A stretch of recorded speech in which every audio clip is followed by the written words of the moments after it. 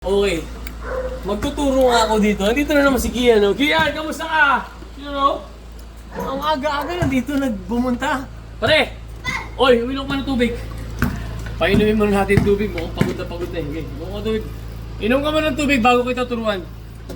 Okay, par, hindi kita tuturuan. Kasi nanalo ko na eh. Okay? Pare! Ito ka man. So, ituturo ko pare, yung mga learnings ko sa basketball. Gusto kong i-share kay Kian, kay Eman, kay Par. Okay? Kasi si Par, kailangan matuto ka mag-basketball. Sayang ang pin kicks, oh. Always there. Daddy. Okay? Ano? Paano pa ako nagkaka-jersey? Uy! Paano daw siya magka-jersey? Galingan mo. O ganito, susundin na. Titingnan ko matalino, ha. Ito, ha. Titingnan ko matalino ka, ha.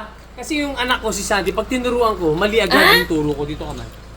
Mali agad yung tinuturo. Okay? Ito, gayahin mo to, ha. Okay, gayahin niya. Ito, gagawin ko, ha. Jump. Okay, yung tawag jump. Okay? Jump. Oh, kita mo yan. ganun? O, teka lang. O, sige. O, ito, si Kian, subukan natin IQ, ha. O, IQ. Tingnan natin yan. Gawin mo yan, ha. Yung ginawa ko, exactly ginawa ko to, ha. Okay. Jump. Okay, sinasabi ko. Mali agad eh. Alas. Mali agad eh. Sinasabi ko sa mga kabataan, makinig maigi. Ako, Kuya Daddy. O, sige, mamaya. Ituloy mo lang, okay ba? Hindi ko na ulitin. Gawin mo yung ginawa ko, ha. Okay. Jump. Yun, sayang. Uy. Mo ka lang, shoot. Isa pa. Jump. Amen! Rip, spin, game. Game, pa. Jump. Oh, yun!